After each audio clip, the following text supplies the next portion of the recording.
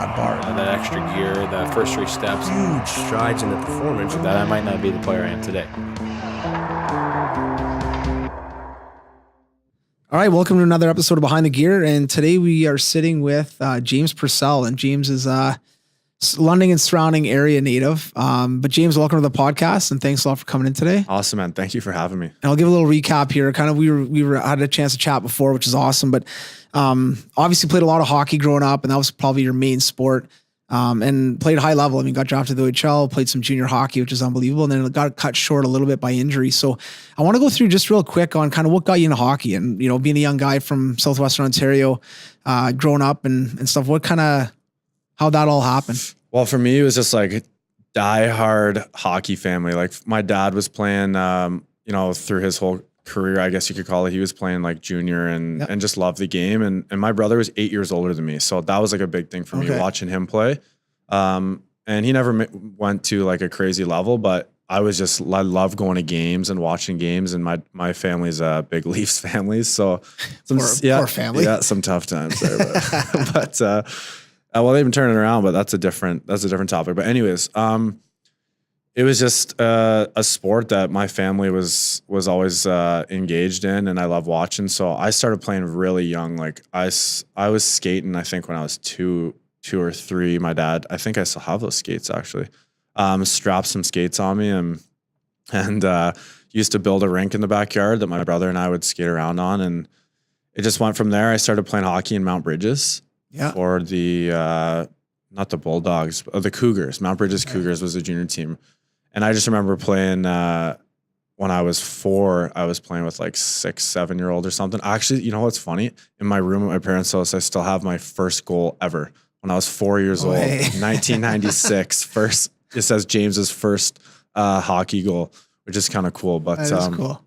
Yeah, it just went from there. And I remember kind of getting recognized and playing. I mean, there's so many good young kids, right? Like when you're like 4 to like 11, like you can be a superstar. It's when you take that next jump that really defines you as a player, right? So then I started playing AAA with the Chiefs, and I think I was 11 or 12. So you didn't start right in like minor Adam. You probably stayed in Mount Bridges for a couple of years and then jumped into the Chiefs a little bit later. Yeah, there were individuals that were trying to get me to play with the Chiefs. I was putting up like hundreds of points. Like it was disgusting. But again, you're a young kid, right? It's whatever. But I just was playing to have fun. And my dad and I were I can remember having discussions like guys being like, you come play for the Chiefs, come play for the Chiefs.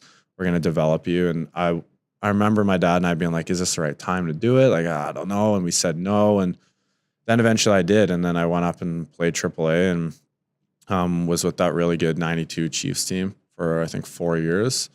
And yeah, I played AAA and ended up going to Chatham my draft year. Actually, I switched over, which was, you want to talk about a shock? Like I went from the number 1 team in I think the world at that time. We won the Bell Canada Cup to the last place team.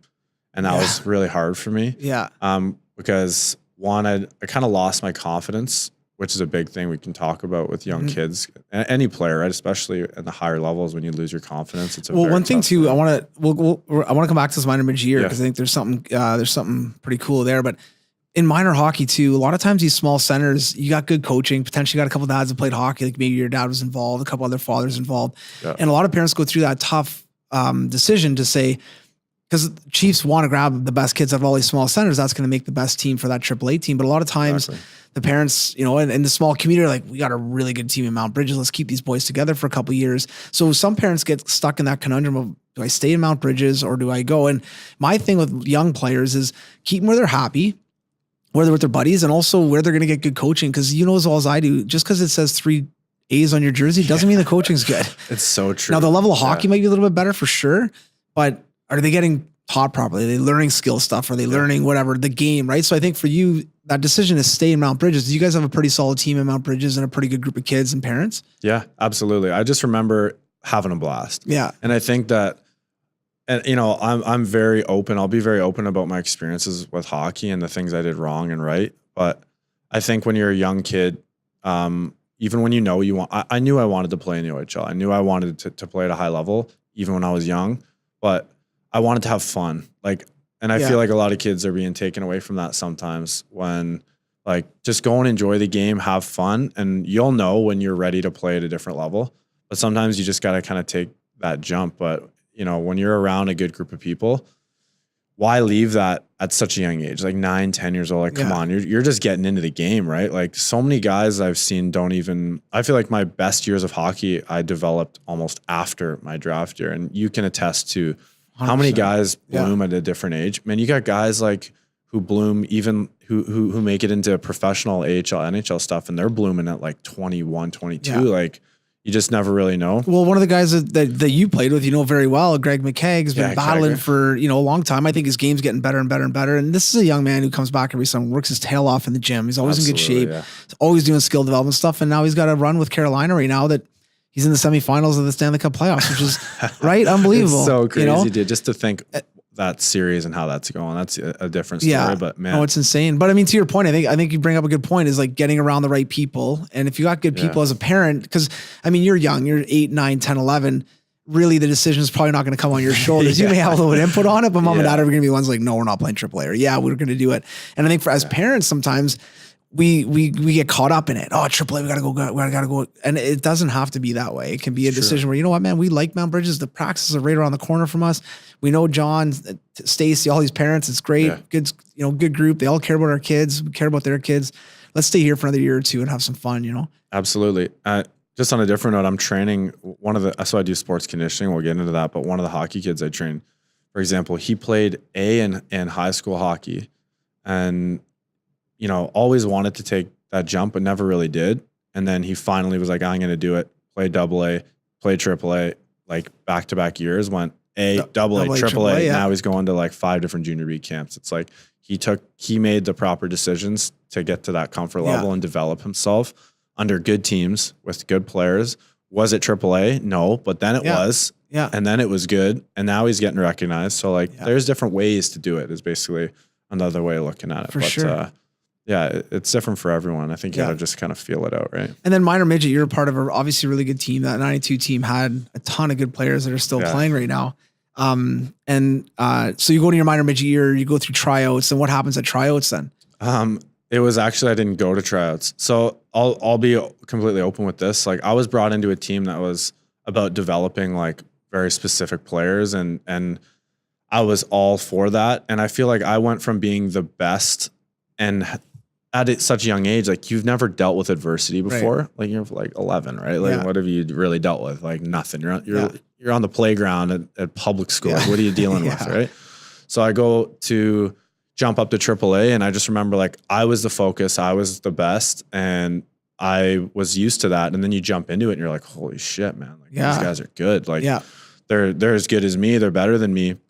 And I remember it at a young age. Now I also played like.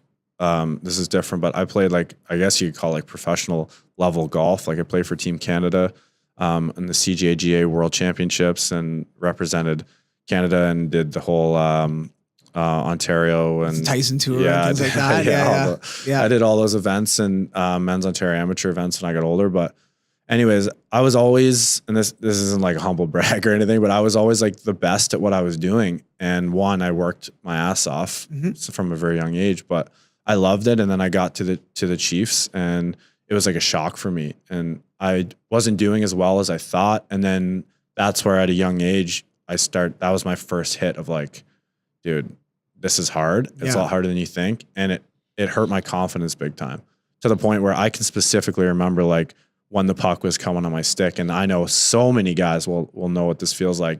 That nerves, like it's coming to me like, oh shit, no idea like, if I'm getting it. What am I going to do? Like, and I never experienced that. And it really messed with me to the point where then I wasn't a top guy and then you're getting knocked down and, you know, feeling like, but I'm really good. Why am I not playing? Like I deserve to play. And then you get kind of in a run of frustrations but I love being on the team and I made some of my best friends in the world were on that team. And, basically it just kind of got to the point where I wasn't in a spot where I felt like I could excel. Yeah. And I knew that I probably wasn't, I just felt like I was slowly kind of like getting chopped down. And it was hard to build my confidence back up where I needed a change. So I went over to Chatham, which was just a shock, right? First place, I'm talking dead last. Yeah.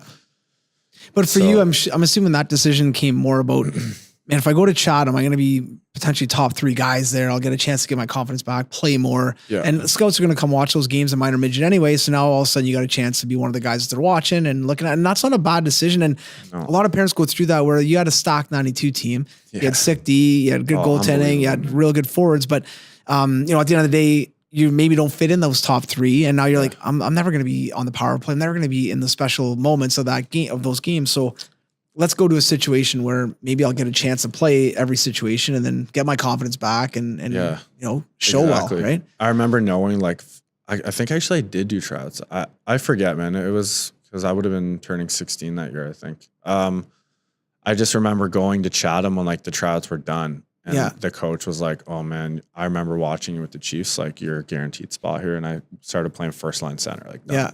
And I remember being in very, very down, like very down, because it was a privilege to play on the Chiefs, such an unbelievable organization. And we did have really good coaches and have just a great group of people, and all my friends were on that team. And for me, it was so weird. Like, now I'm playing against my buddies, like, what? Yeah. And it was hard, man. I just remember going first to last, and at such a young age, it's a lot to deal with. And wearing that Chiefs thing was like a badge of honor, right? Like, especially when you're a good team and you're rolling, right? That orange crest, like, it was like, oh, the Chiefs. Like, we go to tournaments, man, we just dust everyone. Like, it was a joke. Like, we win like 10-0. Like, no one could beat us. So we were like this like powerhouse, whereas like I was wearing this with pride, which will eventually go into why I started this. But it was a big shock. So any kids listening, like, there's always opportunity when you don't think there is. And that was a big one for me. But how did you deal with that year? So you're kind of, let's be honest, you're 16 years old, probably a little bit depressed. I'm not saying clinical, but just a little bit out of sorts because your identity's kind of taken or changed or whatever, right? Yeah, for sure. And then now all of a sudden you're playing in Chatham, which is not, the powerhouse that the Chiefs are. But how did you get through that year as far as getting that, enjoying hockey, I guess? Because I'm sure that first couple weeks, month, you're like, man, this is brutal. Do I even want to do this anymore? Like, all those kind of thoughts go through your head, right? 100%. And sometimes parents don't see that or know that even. Yeah. And we as players, when I was a young player, when you were a young player, we deal with this stuff in a different way. Maybe we go down in the basement and we pound weights, or we go whatever. We go dark and play video games for 24 hours. But how did you get through that? Because that's something that a lot of kids go through. Yeah, I think it's like a defining moment for a lot of people, right? Either it's almost like one of those first real defining moments. Like, are you going to crumble? Or are you going to pick yourself up? And to be honest, if you didn't have a support system like I did with like my parents being like, listen, like, you're a good player, like, this is a chance for you to really stand out. I don't know if I would have kept going. And it seemed funny. Like, I told you, I was listening to the interview you did with Kegger, like, and I'm talking about Greg Mckay before I came here. And he was even saying the same, obviously totally different level. He was talking about, being in the States and calling his dad and being like, I don't know if I want to do this. Yeah. Like, I think that happens in anything, because anything worth having is going to be hard. And a lot of young kids got to understand that. But for me, it was just understanding it, that this was an opportunity. And that's simple as that. Like, this is an opportunity. Now I'm going to play.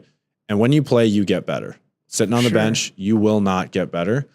Some guys don't get given the opportunity to play, which was a big problem for me with the Chiefs. And then how do you develop? How do your skills get better? How do you gain confidence sitting on the bench? You just don't. End of story, right? You got to take your opportunities where you can get them. So I saw it as an opportunity and I utilized it. I just didn't like it. In the first couple of weeks, I was super down driving to Chatham, and like a town I didn't know anybody, and like I didn't know kids, coaches, like parents, like nothing, right? I'm just going in cold. They just know me as the Chiefs kid. Yeah.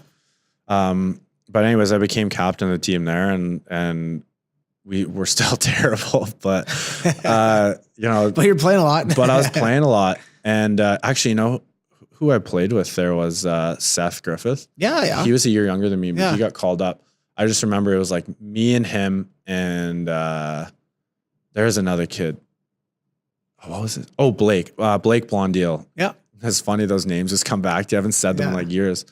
That was kind of like we were the only players. We had like one line, and it was still a lot of fun though. Like, I got to travel and and be with the boys. And that environment is something I really miss. Yeah. Being with like the hockey. It's tough, right? When you're done. So, you know, you miss that camaraderie. I mean, really 100%. Now, you know, as you're older, you're starting a business, you're busy. You may have a couple buddies that you hang out with. Whereas when you were young, you had 16 buddies every second night because you're hanging out with them at the rink or doing whatever, right? Yeah, the tournaments. I miss the tournaments. It's so weird looking back now, like thinking like, oh, we used to spend like weekends together in hotels and like do tournaments. Because in junior, it doesn't really work like that. Like you're just going game to game and then playoffs and whatever. But anyways, yeah, that was a definitely a tough year, but I was drafted out of there. So.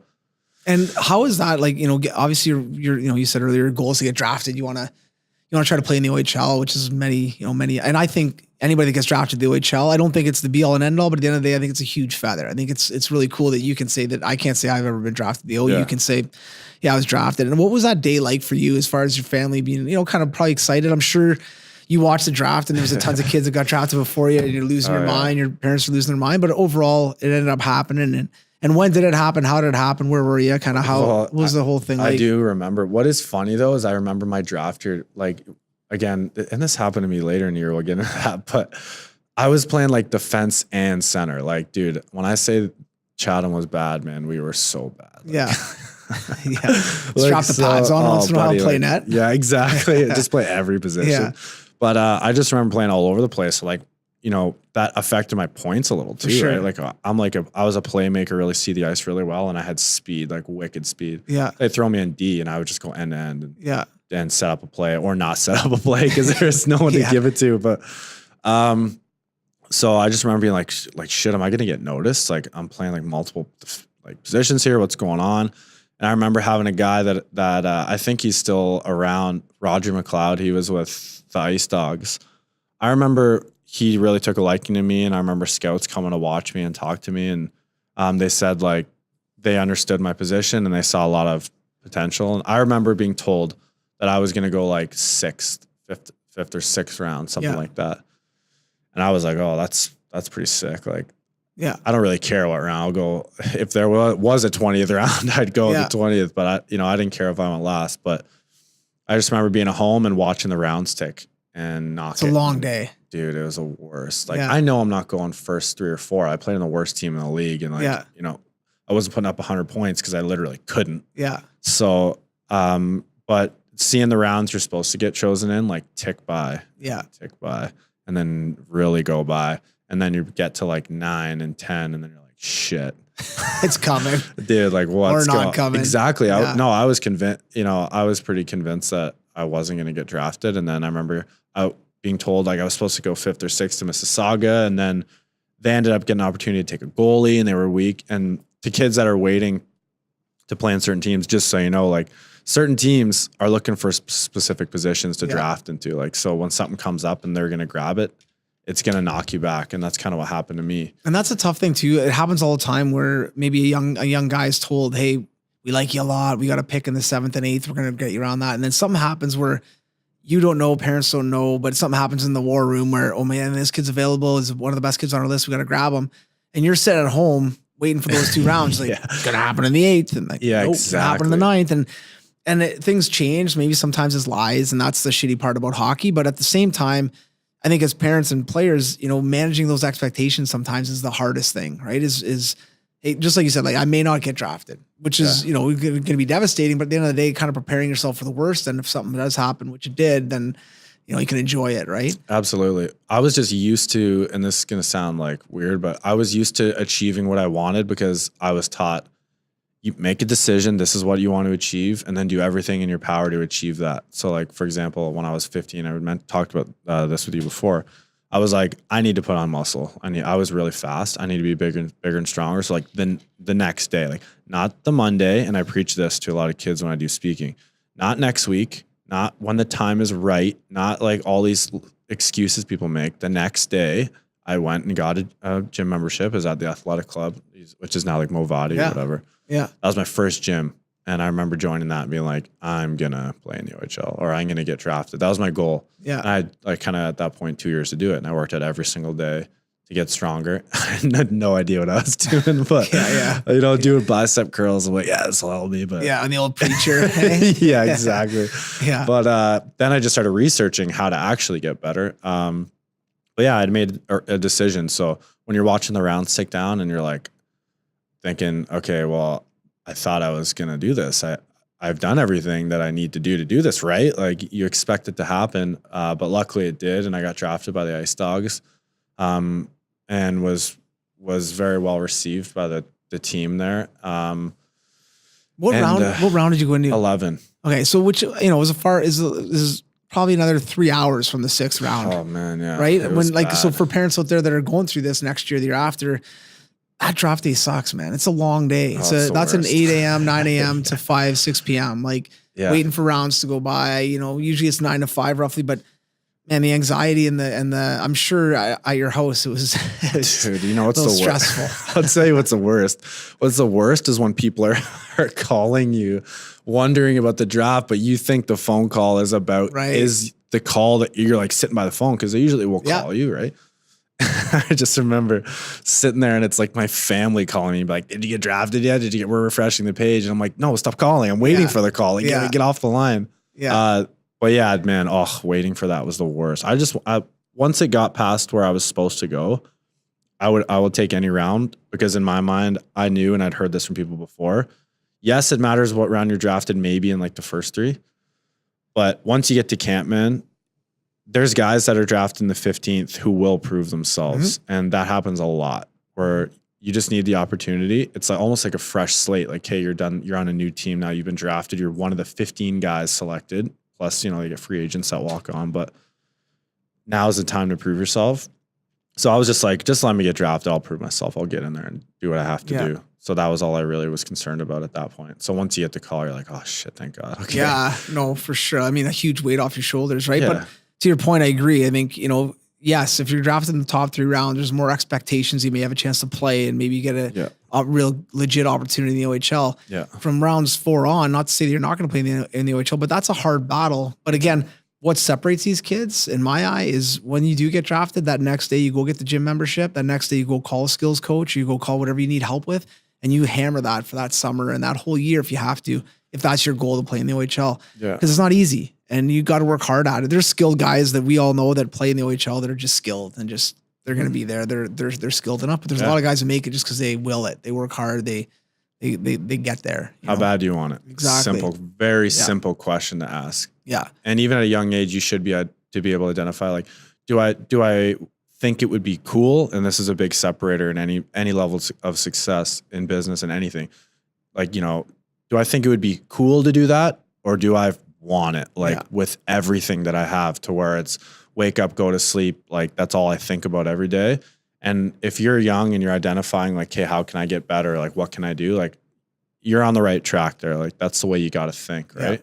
Because there's certainly, you want to be the best. Like, what are you going to do about it? Yeah. Simple as that. What are you going to do about it? Are you going to quit? Are you going to cry because you didn't get drafted in the round you wanted, or you're not getting the chances you want? Or are you going to like sack up and put in the work? It's simple as that. Yeah. The results will speak for themselves, right? So, and I think a lot of times too, old school thinking, my generation is, and before is just work hard, hard. And I don't disagree with that. I think you got to work hard, but I think you also got to work smart. Absolutely. So if you don't get, if you want to make the OHL these days, going to the gym 7 days a week is great. But if you're doing not the right things, you're getting injured, you don't know what you're doing, that's ridiculous. So getting a good strength coach or getting a good skills coach or whoever that is to help direct you the right way, I think is going to speed up that process. And if you have hard work on top of getting around the right people, then there's a ton of opportunity for, whether it's golf, hockey, whatever, weightlifting, doesn't matter what it is, right? It's just it's a combination. Right people. Yeah. Yeah. Well, it's spreading out your the fundamentals of the game. You got to spread them out in anything. Like you can't just be like, well, I'm just going to get really strong. It's like, okay, but why? Yeah. Why? Tell me why. Like there needs to be a specific reason. You need to think about how to get better in every area. And mental is a huge part of that. A huge part of that isn't talked about enough, right? Like that mental game is huge, to the point where you got NHL guys now that have a guy like Adam Oates watching the game and coming back to you and asking you like, why did you do that? Yeah. Why are you making these decisions? Like, tell me in your head, like, what are you thinking in this moment? Like, getting around that mental part of the game is, I think, huge for guys going forward. Like, you got to understand why you do things. Yeah. I think being told, like, go do this. Well, why?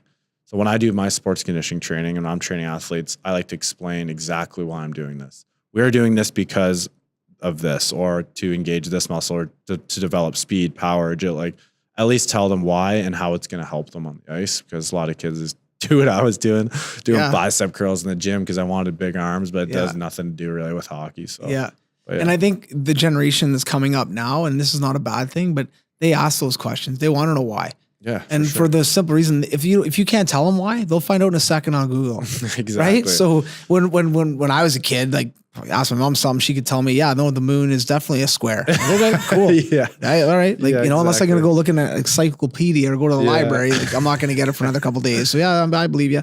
Where now, like, you got to explain stuff, and if you want kids to buy in, they got to trust you, number one, but they got to understand what they're doing and why they're doing it. And I think that's a huge, kind of huge, obviously, thing for the young generation coming up and helping them get better. I think the mental part of the game, as you mentioned, is, I agree, it's a part that's overlooked. And I think as parents now, we don't allow our kids to deal with enough crap. We try to cover stuff up. We try to fix it. We try to, if somebody misses a session from you, he's 14 years old, who do you get an email from? Yeah, Mom, exactly. Dad. No, he's 14. Call me. Hey, I can't go. I got homework. I got crap at school. Okay, cool. I respect that. Yeah. Getting these emails from the parents, I'm sure sometimes, like, rolling your eyes. Like, again, mom's emailing me, slept in, he's tired today, he's got the sniffles.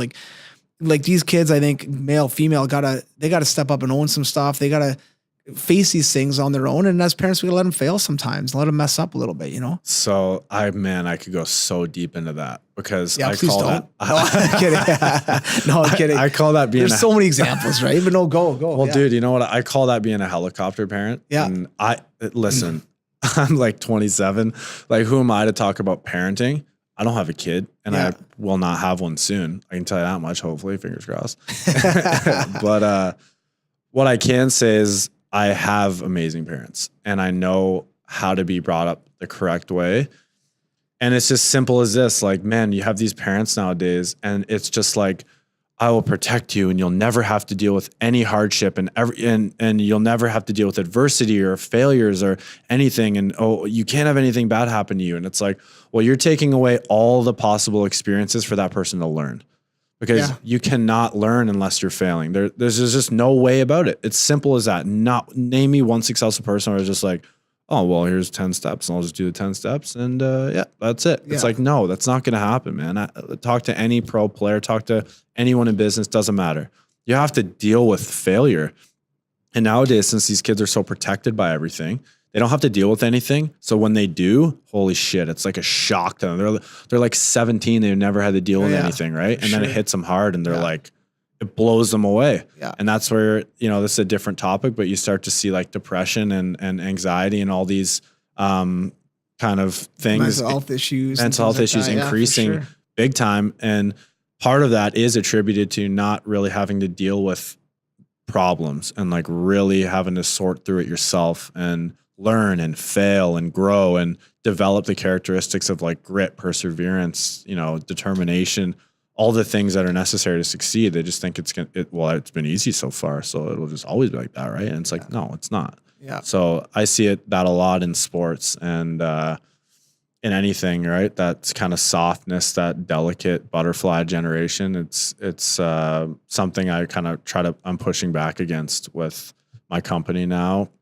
And when I do speaking events, I try to speak to that and let people understand that like it's okay. Like, you're struggling, things are hard, no matter what, if you're in sports or not, that's okay. It's normal. Yeah. You're going to deal with that. And if you can just deal with it and overcome it, you're going to be stronger. And it's like a cliche saying, like nothing great ever comes without sacrifice, but it's so true. Like dealing with things, overcoming them. And then once you're on the other side, you're like, oh shit, man, like you've lived and learned and you understand what to do or what not to do to get to that next level. So I see it all the time, and I can't stand that thing. Like, take some responsibility. Like, you have all the tools you need to. And I think at times, I'm sure the role you're in, the role I'm in, sometimes we're parenting the parents, and I have no problem stepping in and telling a parent, like, you got to lay off. Like, you got to cut the cord and let him or her deal with this stuff. She's got to be the one that calls, or he's got to be the one that makes that call or that email to the coach. And I think it's a message for parents too, as kids get 10, 11, 12, 13, different scenarios are going to call for different things. But even if a 10-year-old doesn't like his ice time, go talk to the coach. I'll come with you as a parent, but you're going to do the talking. We'll practice it at home, but I want you to ask the coach why, what you need. And as a parent, just stay away from it. Let him deal with it. You can be there and, to assist or whatever and answer questions if you have to, but I think, and then at 10, how easy is it now at 13 to do the same thing? You got that confidence now. You've done it for a couple of years. Now at 13, 14, you have no problem going up, hey, coach. And coaches love that. Oh, yeah. 90% of coaches. You got a couple of crazies out there that don't like it. But, talking to the kids and, hey, man, like kids having a conversation with your players, I think it's huge, man. But if they don't have those skills at the young ages, forget it. It's an interesting point. I never really thought about it that way. That's a great point to get the young kids kind of taking, even at 10, you're right. Like, going up to a coach and just learning, like, hey, take responsibility, speak your mind. Yeah. Even if maybe it's not right, but maybe you can get some feedback at a young age and learn how to do that. That's a really good point. I never even thought about that. I think it's, and again, it helps for hockey, ice time, whatever it is, but is that not a life lesson? Is that going to make that 10-year-old a better 20-year-old? For sure, right? But I think it's huge. And I was the same as you. I wasn't brought up with helicopter parents. Yeah. I would love to have a couple of helicopter parents right now to help me not deal with anything. They can just deal with all my shit. Exactly. Just hire them. Go ahead. Yeah, exactly. This guy's making me mad. Can you just go deal with them? Fly over there. Exactly.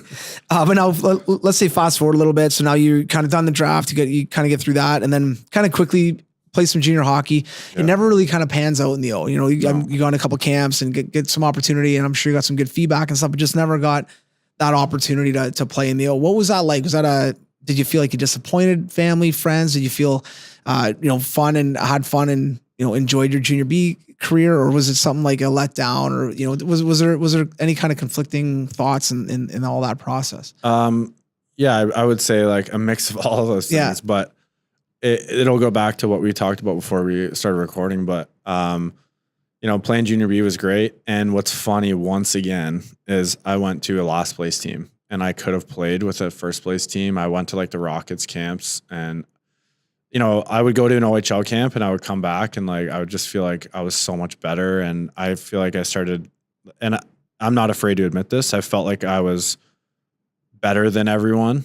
And it would get to my head, even though I was drafted late. Like I would go to camp, even the rookie camp. I remember at Niagara, like I was getting like a hat trick in a rookie camp. I was like, oh man, like I felt like I was a solid player, and I was putting in the work, and it feels good, right? You're putting in the work, you're seeing results, you gain confidence, and then it doesn't pan out for a year, and then you lose confidence, or you get sour, which is what I would do, which is the worst thing to do.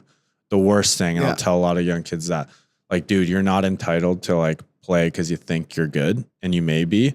But when you get that sulkiness and like, oh, well, and then I'm not going to try as hard in practice, I think I'm an all-star. Like I started to feel that way a little bit. And I've never even spoke about this before, because I can look back now and say that's how it went, thinking I deserve to be playing here. I deserve to be playing there. And it affected my game. But this is a huge point because, you said something earlier, like I put in the work. I felt great. I did really, really well at camp. Yeah. And maybe on the management side of camp, you weren't in the cards yet, which is fine, right? Mm-hmm. But this happens a lot of times where you look at your parents like, I worked out every day. I skated. Mm-hmm. Like, I should be there. Well, okay. Well, no, you shouldn't. No. A lot of guys work hard. So my thing to you, let's say I was talking to you at your 17-year-old self, I'd be like, okay, you are obviously not one of the top 6 forwards on that team or top 4D or whatever position that this player plays. How do you get into the top 6? Well, maybe your puck handling's not good enough. Your shot's not an OHL shot yet or whatever it is, but there's reasons why you're not going to make that team. Because if you were Connor McDavid, you wouldn't be playing junior B. Exactly. Right? So exactly. For these parents that are like, oh, it's politics, that, they just drafted so-and-so's son who golfs with so-and-so and that's why he's there. Well, okay, maybe. That's fine. Yeah. But why are you not there? Yeah, exactly. Not because Johnny's son's there because he golfs with somebody. It's because you're missing pieces of your game. And I think for you to say this is big because you come back, you're sour. And you're sour because I worked hard. I know I worked out harder. I had bigger arms than that guy. Yeah. I had a bigger chest than that guy. That guy looked like a bag of milk and he's playing on the team, right? Have you seen my bench? Right? You know what I mean? Though, but you come in the locker room, they got a 18-year-old, 19-year-old guy who's a good player, but he looks like a bag of milk. And you're like, I got a 6-pack. Why, Phil Kessel. But right. But it's not like there's so many other things that go into it, right? And I think being self-evaluating yourself and say, you know what?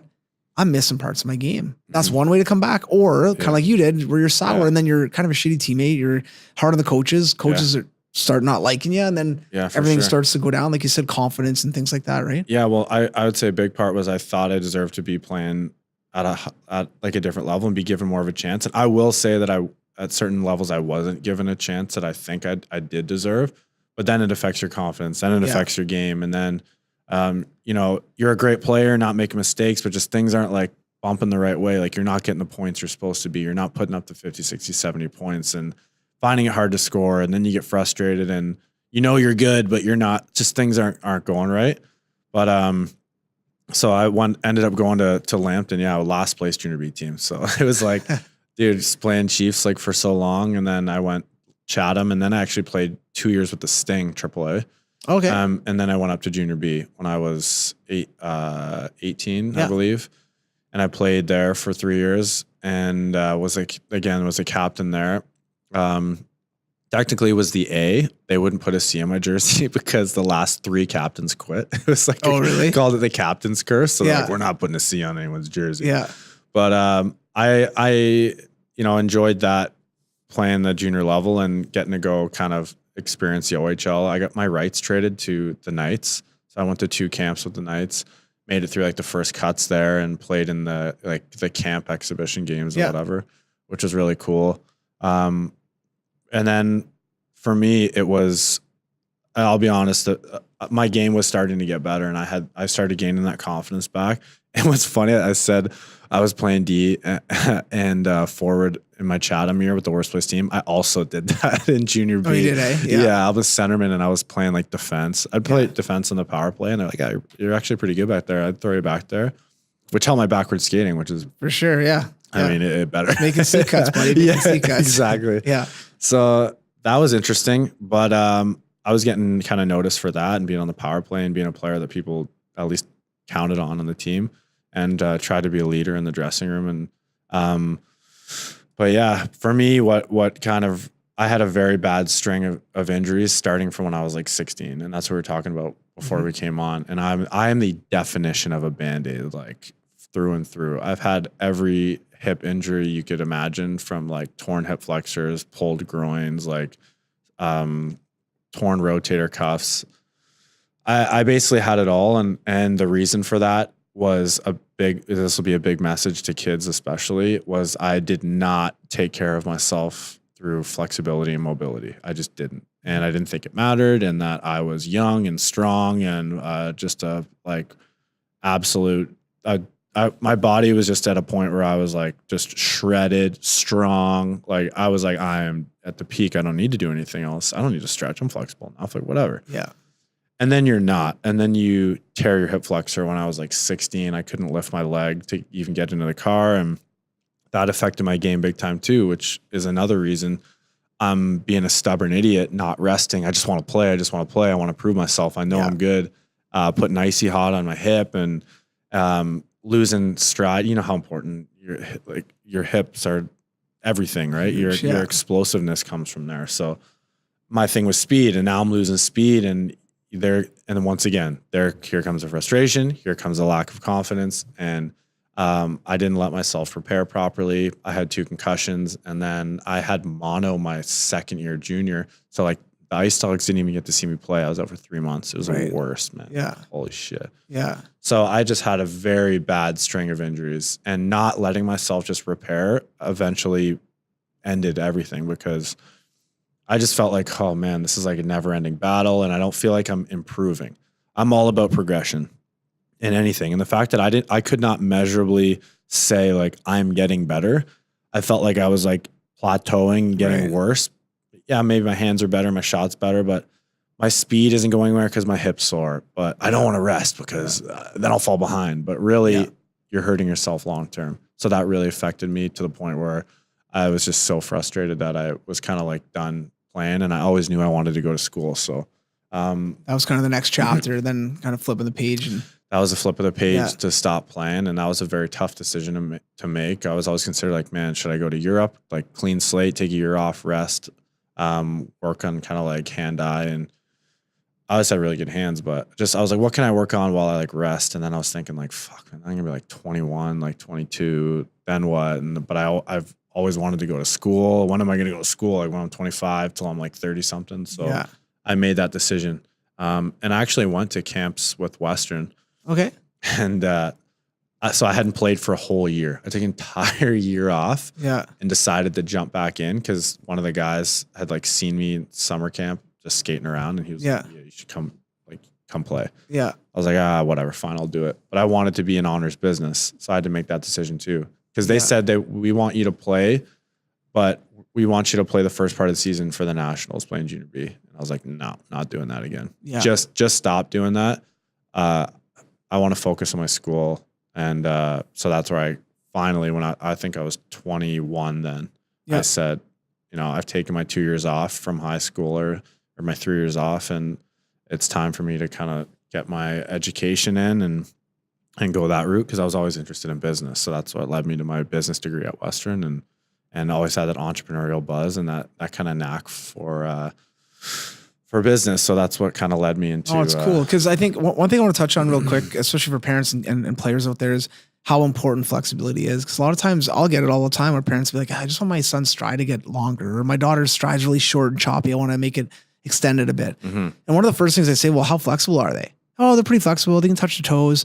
I'm like, well, that's great, but there's more that goes into a stride than touching your toes. So even at young ages, like starting to get that flexibility and that mobility is huge for long term. And we were joking earlier, like I'm old, and I was fortunate that when I was young, I was flexible and I kind of worked on it a little bit. So even now, though, I get out of bed every once in a while. I mean, you're 27, you're not old yet, but I'm sure every once in a while, like, wait a second, like that's weird. That feels weird, right?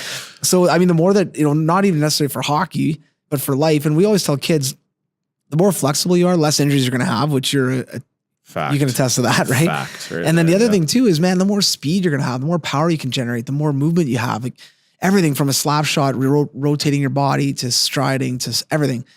So I think that's a huge message. And obviously, if anyone's not sure about it, they can contact you and you can just show them your hip flexors, and show them your mobility right now. I can show you how I cannot touch my toes. Yeah, exactly. Even though it's funny you say that, because you probably work on it more now than you ever did, right? I'm trying to get my hips going, man. Like I won't lie and say that I've been really good at it lately.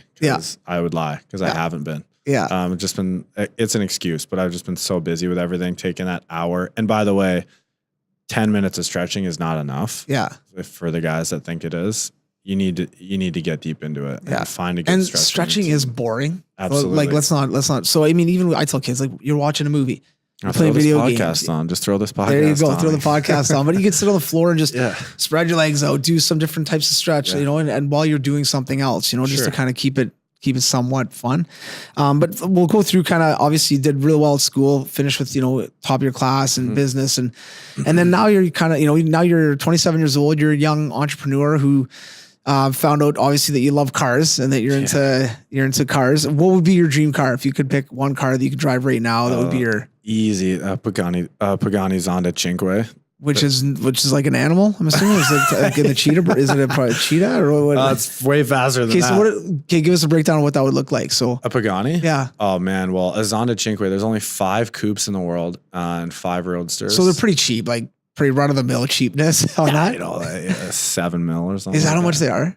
Cinque is around 6 or 7. Yeah, I believe. Jeez, who do you hang out with, dude? They're appreciated. Oh well, dude, I don't know anyone that has one of those. There's crazy cars in London. People don't know about that. I belong to an exotic car group here, and we do meets and do some cool stuff like charity events and rallies and whatever. But okay, wait, I want to know kind of what this thing looks like though. Does it look like a Ferrari, like a Lamborghini? Like a Pagani is an Italian company which was started by Horatio Pagani, I believe, in 98. I forget when the first Zonda came out. But it's the definition of speed, class, elegance. Like, it's the most beautiful car in the world, in my opinion. So Pagani's he's like the Mozart of the car industry. Like he just makes stuff that will blow your mind, like full naked carbon fiber body. Okay. Like a 6.5 liter V12, like just unbelievable power, handling, precision. It's a work of art. That's the easiest way to say for it. a non-car guy like myself, you're speaking a complete other language, but I can appreciate it. I think it's cool. No, it's cool. Now, would these things be like teched out as far as like screens inside? Everything's like automated. Everything's For sure. Like when the first ones came out, no. Yeah. But, we're talking just like a gated 6-speed manual and just all about performance. Now, can you get these in electric? No, I'm kidding. Yeah, no way. No, I'm kidding. The new Pagani is called the Wyra. They have some pretty amazing technology. Really? Yeah, more because they're track focused, right? So it's like, how can we make this thing go around the Nürburgring as fast as possible? Right. That's a track in Germany. Gotcha. They I do figured that. No idea where it is, but I figured that. Yeah. So, yeah, man, car is huge passion. You're definitely a gearhead, though, eh? You're just rated. Like, you have no idea. When you started talking about that, I'm like, don't. In my head, I'm like, don't do it. Yeah, no. Don't. No, I'll just gonna go off. I'll go off. Man. Okay, so a couple of quick questions on that, though. Do you have an exotic car yourself? I wouldn't call it exotic. I have a Mercedes. It's a CL55 AMG, but yeah, it's you got pimped it out at all, or yeah. Okay, so all tricked out. It's a pain in the ass most of the time, to be honest, because it's like an 06 model year, so it's older, but it's very rare. I've never seen another one in London. I think I have the only one. It's got like over 550 horsepower. Like it's stupid. Yeah. It's fast. It's dangerous. But you drive slow and like you stop at school buses. Of course. And stuff. Yeah, I don't go 100 fine. through school zones or anything No, like that. no. But no, it's a lot of fun. My dad has been collecting cars and restoring them since he was a kid. So I've just been a gearhead my whole life. Yeah. Fixing cars and buying and selling them, and I invest in them. That's the thing I did on the side. I'd buy a car, fix it, and sell it, make some money. Cool. Do stuff like that. So that's always been a passion, which is what led me into starting my ceramic coating business that I did like 3 years ago now. So you would have been like 23, 24, kind of got into your passion of cars, and then basically started your own kind of way of making income, I guess, as far as, your own, business. And yeah, if you want to touch on it real quick on exactly what you were doing. So you're basically putting condoms on cars. Yeah. Basically. Exactly. Just huge ceramic condoms. Yeah. Just big donors. But is it basically, so you were saying kind of almost like a wax, kind of like a finish on the car that helps protect it and exactly. Just think of like, it's called a ceramic coating. So it's ceramic based in the sense of a level of protection. Yeah. So it would be it's called like a diamond gloss coating. So you put it on a sponge, and I would coat the car with it, and then it would seep into the paint pores and create a protective layer. But that layer was also extremely glossy. So it would leave your car glossy for longer, but it was also hydrophobic, meaning that it repels water. Cool. So like, have you seen those like goofy commercials? You see them on Instagram, Facebook sometimes, where they like dump a boot in mud and they pull it out and it's like perfectly clean. Yeah. That's a hydrophobic principle. So that's a ceramic coating for apparel. Yeah. So this is a ceramic coating, hydrophobic coating for vehicles. Cool. So it keeps your car cleaner for longer. You dump water on it, just falls off the side and doesn't attract dirt as much. Yeah. You want to clean it, like take a power washer to it and just spray off. Everything will just fall off and it stays dry. That's cool. It was a really cool, I just thought it was amazing. And I was like, how do I think this is really cool. And I didn't really see many people doing it. Was it a franchise model for you, or did you just buy the product and just kind of do cars? It was a franchise model in the sense of my supplier. So I bought product from a company called AquaShield, and this is actually just a weird story that is good for anyone young who's thinking about starting something. This is how I operate, by the way. And I think it's a good asset of mine. And this is something that's learned, by the way. If you don't have this is a skill. Skills are learned. And I just learned that if I want something, I'll just do it now. Like, I don't wait till the right moment. And I've always been that way. I decide I want something, I do it. I was like, this is really cool. I want to learn more about this. So I started researching it. And the next day I found this company and I just said, well, how do I get into contact with these people? So I went to the contact, emailed them. No one responded back. No one responded back till I found I somehow deep in diving found the phone number through like LinkedIn or something. I forget what it was. I found the phone number of like the executive manager for like the whole company. I just called him.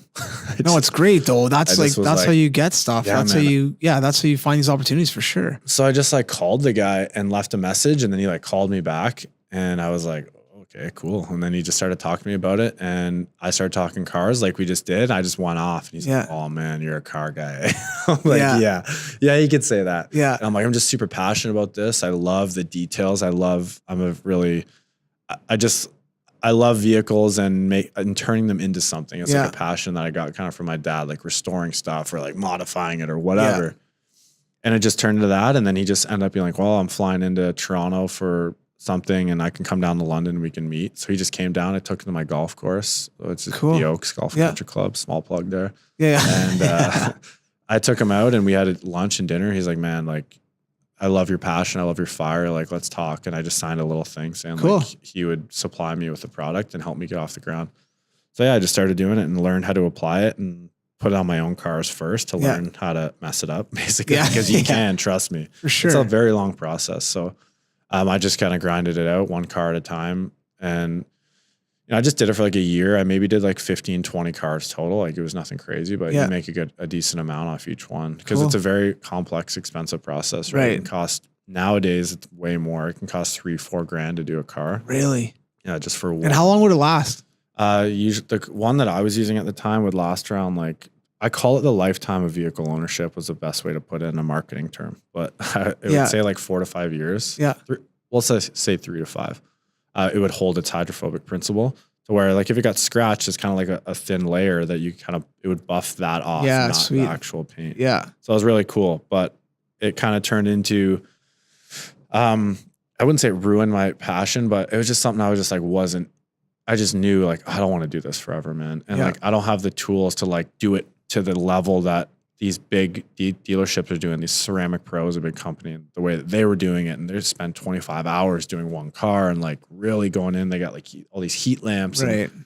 I'm like, I don't really want to do that. You got a blow dryer on, just blow dry the corners. Yeah, exactly. I got one of these lights. That's like all I got.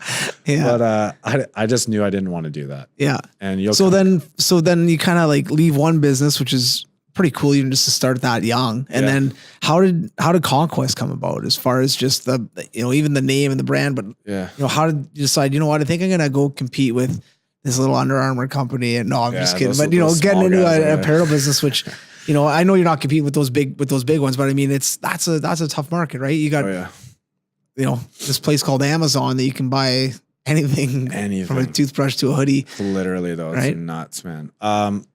For me, I always loved clothes, and I'll be honest, I always thought like, man, it'd be so, I would see these guys like wearing clothing from like doesn't matter, Adidas, whatever, any brand. And I'd be like, I would always think that'd be so cool to have created that company and someone is wearing your design. I was like, to me, I was like, that's the coolest thing ever. And like, if you have an identity behind a brand, wearing something that people are proud to wear, I was seeing that a lot as kind of like the fitness industry is blowing up on Instagram and all these companies coming out. And I was like, man, that'd be so cool. And I basically loved clothes and athletic wear. And I said, oh, well, I'm going to create a hockey apparel company and I'm going to name it. I'll never forget this. And this is a huge moment for a lot of people. And I remember I was like, looking at other hockey apparel companies, like, what are they doing? Like, how can I do this? Blah, blah, blah. And I was like, oh, I'll name it something cool. Like, I'll name it like Wheel Snipe Sally, like something like beauty hockey name, right? And I'm thinking like how I can name it certain things. And then I remember I was listening to a Gary Vee podcast. Yeah. And he said, if you're trying to, he like spoke to me, and that's why those guys are so good at what they do. He said, I'll never forget, it probably changed my direction. He said, if you're trying to create a brand or a company to sell to people because you think it's cool or because you think that they'll think it's cool, but you don't believe in that message, you will never be successful at that because you don't genuinely believe that. Mm-hmm. And I was like, holy shit, I'm trying to sell like what everyone else is selling, but I don't even believe in that. Like selling the stereotypical, like goofy, and there's nothing wrong with that, by the way, at all. But all these companies were flooding the market with the stereotypical goofy, just for fun, like be a beauty, I'm a bender, beer league. Like, it wasn't representing the game. And I never liked that stuff as a player because I just wanted to be the best. I wanted to play to win. I wanted to show that I was a hard worker. So how I did that was I just wore like Under Armour and like Nike and like Lulu, like quality stuff that shows like high performance. Like I'm that kind of athlete. Mm-hmm. So it just hit me at that time. And I was like, why am I trying to create something like that? Like I'm a winner. Like I play to win. Like I want to show that I'm that kind of hockey player. And then it just like hit me. I was like, who's representing those players? And I started looking. Nobody. There's not a lot. No, you're right. Nobody. Yeah. And I say nobody. From what I know, there's not one other hockey apparel or clothing sports company other than, got, CCM and Under Armour and those companies just wearing, you can wear their sweaters and whatever. There's no company that is designed around that kind of player. Well, your one of your lines is, play to win. Yeah, that's our slogan. And I think that's huge. And I think I've been having this conversation more and more with older kids, 13, 14, 15, that in high school's tough. High school's hard on us, hard on everybody, right? Yeah. And you try to fit in different pockets with the jocks and the smart kids and the whatever, right? But I think it's not cool to be the kid that works out a lot, in certain pockets. It's not cool to be the kid who has chicken breast and rice every lunch, right? It's not cool to be that kid who's worried about his body fat, or the kid that's trying to get better at taking slap shots at night. It's like, that is not cool. The cool kids are the kids that are going for pizza and fries at lunch and taking the car to go, go down to slack miss class because I'm too cool. And that's the cool stuff, right? And unfortunately, like in hockey, we want kids to be cool and gel and have fun, but we also want them to eat chicken breasts. We want them to work out. We want them to work on their shot at home. And if they want to get better, that's what they have to do. So I think something like this is exactly to call into those kids that, you know what, it's okay to not to be cool. I wasn't cool. I got ripped on when I was a kid for eating chicken breasts and working out too much. And I was fortunate. I had a lot of good friends. It was all good. And a lot of it was just jokes, but like, oh, hey, look at Johnny chicken breast. That was me with tuna. And you kind of said this earlier, like those uncool guys and girls that are doing all the right things. Is that not a way better way of life? Exactly. Right? We touched on this before. And later on in life, I was like, now you're in high school, you think it's cool to like skip class. I'm too cool. And go smoke in the parking lot and I'm tough. And it's like, you know what's cool? Playing in the NHL. You know what's cool? Taking a private jet to play against the Los Angeles Kings in California. Yeah. That's cool. Pretty cool. You know what's cool? Pretty cool. Like being able to buy a Lamborghini Aventador like every 2 weeks. Yeah. Getting a paycheck for like $500K, being like, thank you. Yeah. And I'll just get another one and then another one and just stacking money, being well, that would like not be smart, but it'd be cool. Exactly. Yeah. All these NHL guys 17 levels at the end of the year. Like, I don't know. They all depreciate. You lose all your money. Your money. But no, to your point, I agree, man. I think it's what's cool. And that's what I try to preach, because I told you before, I do some speaking and I speak to young players, and I've done some speaking events at schools, and I say like, now you're going to think that's cool, and maybe I can't convince you of that, but I at least plant a seed to let you know that what is cool is developing habits now. They're going to lead to success later, and you may not think of it now, but it will happen. And if you can develop them now and develop a work ethic and understand that, what's being cool, what's badass is being a hard worker and like being able to do things other people can't. Like, that's badass. That's cool. And like, yes, the money and the success and all that stuff that comes with it is great too. But developing a character and principles that lead to success is so much cooler than for a couple years in high school or when you're younger, just trying to fit an image that looks cool when it doesn't lead to anything. Yeah. Because it's such a moldable age. And I see it with the kids that I work with. If I can get into their heads and talk to them the way I'm talking to them now with a little bit of a more serious tone, and I feel I can see when it connects with them a little and they start to develop that, like the pride of like putting in the work and working hard, and they leave the gym and they're like, yeah, that was hard, but like I crushed it. Yeah. I feel good about that. Like it gives them confidence and gives them a little bit of, just like the pride that I was talking about. So that's a big thing. But when I started Conquest Hockey Apparel, that was the mission behind the brand. Was I was sick and tired of looking around and seeing sports where they're not keeping score and they're handing out participation medals, and you're teaching values to people that you get a trophy in life for showing up and that you get a pat on the back for losing, and it's just not true, and you're setting people up for failure. That goes back to the helicopter parent thing, where you got parents running leagues and stuff like that we want little Johnny to feel good. Well, he's going to feel good now, but when the real world comes around and punches him in the face for not doing his job, he's not going to feel good, because he's not going to get that pat on the back, that raise, that whatever it is. It's like kill or be killed. Sorry, but that's still the way it is. Mm-hmm. As much as people don't want to admit that, and they don't talk about it enough, which is why I try to speak to it. And I'm a younger guy. I'm not like the 40-year-old, 50-year-old guy who's got kids saying like, you guys need to be more like this. Like, no, I'm still in my 20s and I was brought up this way and I see it. Yeah. So when I'm seeing it, there's a problem, which is exactly why I started Conquest. Slogans: play to win, no participation medals, no pats on the back. It's preaching a message about being the best, putting in the work, taking pride in your work ethic. And basically when you wear the Conquest crest, you're showing what kind of player you are, what kind of athlete you are, and more importantly, what kind of person you are. Because we've talked about it, the skills you develop from hockey and the lessons you learn translate to everything, right? Whether it's leadership, hard work, teamwork, all those different things. So that's the message behind the brand. And I've gotten a good customer base based on people being proud to wear it. Yeah. Where they walk around, they're like, I'm a Conquest athlete, which is why me getting like higher level players, NHL guys, professional guys, wearing stuff like this is very important to me, not only for brand exposure, but for kids to be able to say like, oh, that NHL guy, he's a Conquest athlete. Like, I want to be like him too. And like, well, the brand that he represents is all about, this, hard work, grit, determination, perseverance, work ethic. I want to be like that too. And that's kind of the movement that I'm trying to create. This isn't about just selling clothes. It's about selling a culture and a mindset that will make a difference in society, because the way I see it going, I'm not very happy with it. Yeah. Like seeing participation medals and not keeping score in sports, like that makes me sick, man. Yeah. Like, And I play to win. That's the end. No, and I don't disagree with that at all. And we kind of mentioned earlier, like I think for those recreational athletes that are house league or just having fun, trying a new sport, I agree. Absolutely. Have fun, be more athletic, play different sports. I think it's great.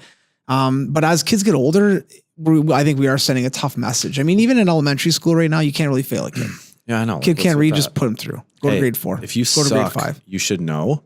Right. What good are you doing someone by being like, you didn't do your job or you didn't do what you're supposed to do, but I don't want to hurt your feelings, so I'll just put you through. Good luck. Yeah, and that's the kicker for me is, well, why not help the young guy or young girl and fix these problems? And maybe they're big problems. Maybe the other people have to come in and help. That's fine. But when that young guy or girl gets to 28 and they have a mortgage and they just don't want to go to work and don't want to pay the mortgage, bank's not going to be like, hey, no problem. We'll give you a pass for the year. And, so we are setting them up and, for failure. And I think, number one thing, we talked about this, but the quality of the clothes are really good. And that's, we look at bigger brands that have kind of that niche market that they've kind of hammered on. Like a brand that always amazes me is a brand like Lululemon, who was obviously, start off small, doesn't have any ambassadors as far as NHL guys that are on commercials, nothing like that. They've done it grassroots. They've one person at a time, but the brand's huge now. But they've had their ups and downs. Their stocks has tanked and stocks come back up. And overall, though, the quality of the product overall has been good and consistent, and you know what you're getting. And I think that's one thing that you've really tried to do with your brand is quality. The gear is awesome. Yeah, it's not going to rip on you in a day. Quality. It's good. Customer service is good. And like you said earlier, you want it to be an experience. If I see someone in a Lululemon, whatever. Number one thing, what do you think? Oh, they must work out. Yeah, really, right? Or be serious about it or care something. About it. Yeah. And then number 2, you're like, okay, well, they obviously care about their clothing because that pair of pants was probably $130. Yeah, which is kind of crazy, but they obviously they got a gift certificate or they I get a discount at Lulu's. There you go. If you need anything. But so I think like getting that brand established is really hard. Now you've only been doing this a year. I know, yeah. Right, which is really early for a business. I mean, let's be honest, right? Super early. And it's been easy, smooth sailing for you. It's been easy. Of course, right? No setbacks, no nothing, just smooth sailing. Oh man, the complete opposite of that. But it's a grind, right? Like it's such a grind starting your own thing, number one, and then starting from scratch with, basically trying to get like, what was it like when you got your, you retained or you got your first client? Like you got your first order. It could have been just talking, like I'll buy a shirt off you. Maybe you're hucking them off the back of your truck. But, exactly. What was it like, getting that first kind of sale or two? Well, first I just want to quickly touch on something because this is a very important message. People say, so like going into it, you like clothes and you knew a bunch about it and you kind of had an idea to start. I'm like, no. No. Ask me what I knew about it. 0. And when I say 0, dude, 0. Yeah. I could not know any less than what I knew. You just went from waxing cars. I went from nothing, man. Yeah. And that's a very important thing to tell people is that if you want to do something, man, if you're truly, and this goes back to what we talked about before, like thinking it would be cool to do rather than like, I'm going to do it. I've always been not a talker. I'm a doer. If I say I'm going to do it, I do it. I do it every single time because I hold myself accountable, because if you let yourself down, you're not going to get anywhere. But I didn't know anything. I mean, nothing. I didn't know what shirt. If someone's like, oh yeah, cotton poly blend, I'm like, I don't know what you just said. Yeah. Or like, you're going to want to get a soft shirt. You need these materials. I'm like, I don't even know what what is nylon? I don't know. Like, dude, I didn't know anything, Yeah. nothing. I didn't know anything about design. I'm like, how do I get the shirts? How do I bring them in? How do I ship them out? How do I make a website? Nothing. Didn't know anything. I'm an athlete and a car guy. I didn't know nothing. So I had to start my social media from scratch. I had to learn about materials, different stitching patterns, how to find suppliers, who supplies the best quality, shipping rates, how to build a website, how to code. I did everything. That's cool. I learned all of it. How to market yourself, how to, target your audiences through Facebook ads, Instagram ads, Google ads, how to get your website seen. That's an interesting one people don't think about. You think that like when you make a website, it's just like there. For sure. Everyone's going to see it. Of course. Yeah. You just Google like, Conquest Hockey and it just comes up right there. No one's Googling Conquest Hockey. No, one, no one's Googling it. Two, Google doesn't give a shit that you exist yet. Yeah, exactly. You have to make, so I had to learn all of that. I'm like, well, it just basically went from this. This is how you build a business, by the way, to anybody. When you don't have, there's a quote from my favorite entrepreneur, which is Andy Frisella, and he says, lack of resources is your ultimate advantage. And I was always like, what is he talking about? What does that mean? But lack of resources is your ultimate advantage. It means that when you don't have the funds, when you don't have the resources and you have to do it yourself, you are forced to be creative. You just have to be. Because if you're truly going to do it, you got to figure out a way. And usually when you got to figure out a way, you're probably going to be able to do it better than the other guy who can just throw money at a problem. But also, if everything fell through and I was completely done, I have learned so much in this year by having to do it myself, where that's invaluable. I've learned skills that I never knew before. So for me, it was a huge, huge learning, and it still is. I'm learning every single day. I feel like I know nothing. I'm humble enough at least to say I feel like I know nothing in the grand scheme of things. But my first sale, I launched my site April last year.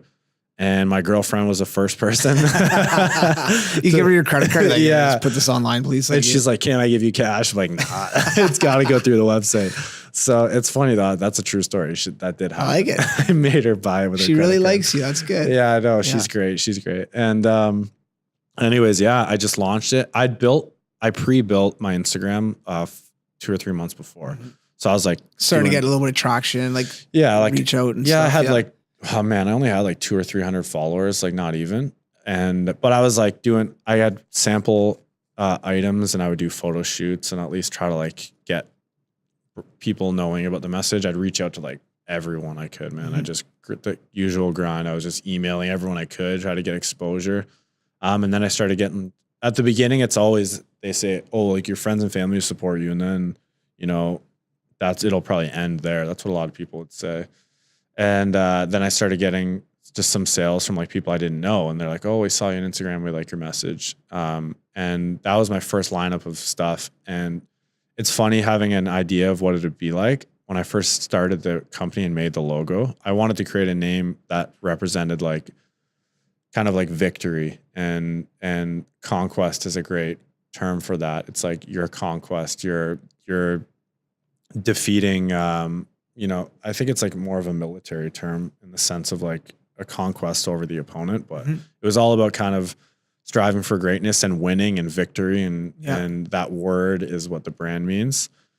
But I just always just remember being like, man, it'd be so cool if I like sold something to somebody who I didn't know. Yeah. And then learning like how to ship it to them. And like, I'm going to like go to the post office and like send this to some stranger. That's crazy. Yeah. And then like it happens and you're like, whoa, I'm actually doing it. This is kind of cool. And then like you start hitting kind of stride and hitting check marks. And then it all just like tanks.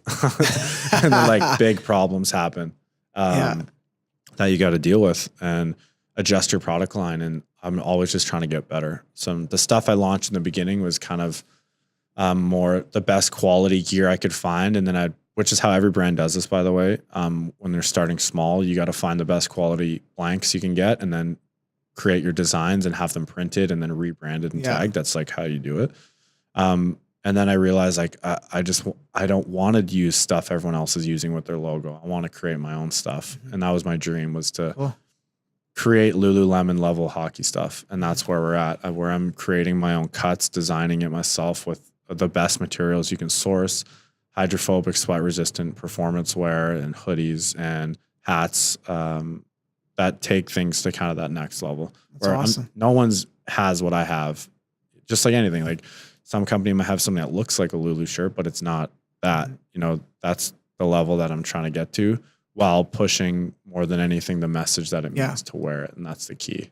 That's awesome, man. Yeah. Oh, it's cool. It's really fun to talk to a young guy, a young entrepreneur, number one, but a young athlete who's now kind of found another passion, because it is hard making that transition from being an athlete to being a student, you know, at university, and then, you know, going from that whole thing to just being a young man in life, right? Yeah, like it's not easy.